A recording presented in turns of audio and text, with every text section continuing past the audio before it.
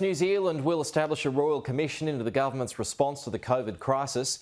Let's bring in Tony Blakely now, the epidemiologist who's running it. Tony, good to see you. Thanks for your time. That's quite a job for you to do. So what do you hope the commission will achieve? Marina Pete. Well, what we want to do is create some of the pandemic planning for whatever the next pandemic is, be it another coronavirus, be it influenza, be it even antimicrobial resistant bacteria. Our job is to take the lessons that we can out of the New Zealand response and take them forward. Those lessons might be positive. For example, I think the way that New Zealand did the elimination strategy initially was pretty good.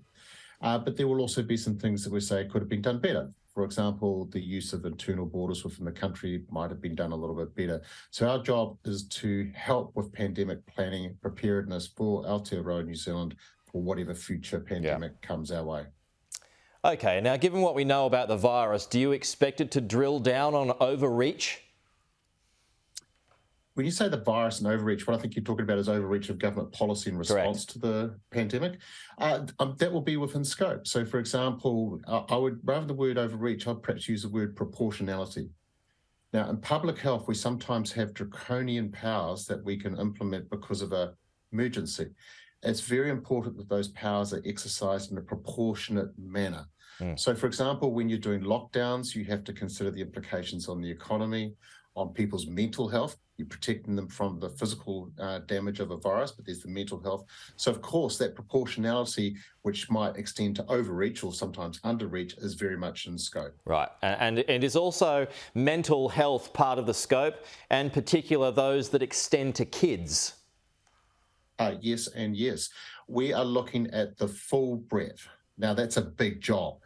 To do that within 18 months, though, we're going to build on all the reports and work that's been done previously and try and function up here at a kind of meso level where we pull everything together.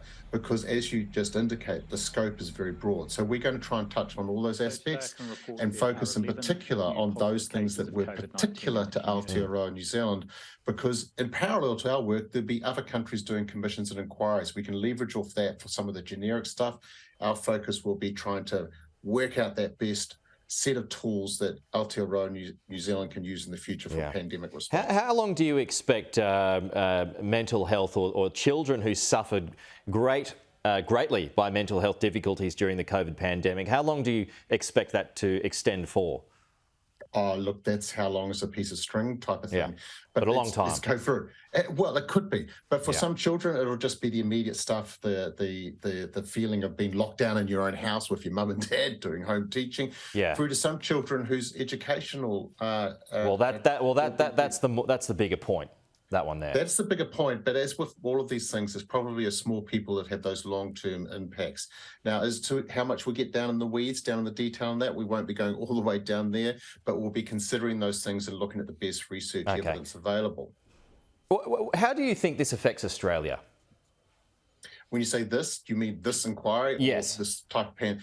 Well, I think Australia and New Zealand are the two most similar countries in our response, in that we both used the elimination strategy, then pivoted at various points in times to do the mitigation or living with the virus. So in that respect, it's probably the most similar country, therefore there should be lessons back to Australia.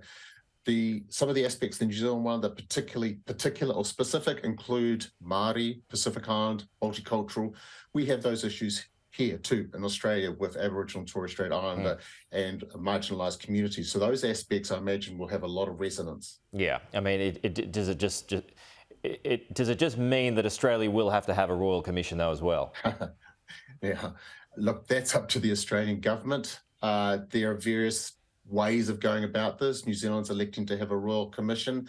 I suspect what's happening here in Australia, I don't know, but I suspect is with the discussion about the new Centre for Disease Control, is that the types of discussions that you might have in a Royal Commission are partly happening in that setup or discussion about how to set up a Centre for Disease Control in Australia. So whether or not Australia needs a Royal Commission as well, I won't pass comment on that, but I'll just make that observation. It does seem, though, there should be one, though. It affected so many lives. And like you pointed out, there's a lot of things that various governments did well, but there's a lot that they didn't, and that needs to be explored. I think there's a lot of lessons to learn, both sides of the ditch. And I'll just point to one example. I think in Australia now, so putting the New Zealand part aside, the way that we manage some of those state borders, I don't want to use the word draconian, but was at times a little bit rough on some individuals and could have perhaps been done better. Now, we did most of it pretty well, and frankly, the state governments were under a lot of pressure in trying to respond quickly, so it's not easy. Well, it was health advice as well, though, Tony, you know. It was chief health officers and medical officers who, you know, contributed to vaccine hesitancy, all of that kind of stuff. Well, that's a very interesting structural arrangement. How do you best want a chief health officer or a chief medical officer to provide advice? So interestingly, Victoria changed its legislation so it was more advice going to the government and the government has the final say. I personally think that's the correct way to do it because I don't think somebody like me, who's a public health medicine specialist, if I was the chief health officer in the heat of the moment, I should have the right to decide all policy over and above a democratically elected government. So those types of arrangements, I think we've ironed out some of the creases in it, but that's the sort of thing that an Australian inquiry, should it happen, would be wanting to look at. Okay, Tony. Appreciate your time this morning. Thank you so much and good luck. Best of luck moving forward. Thank you very much. It's a big job you've got there.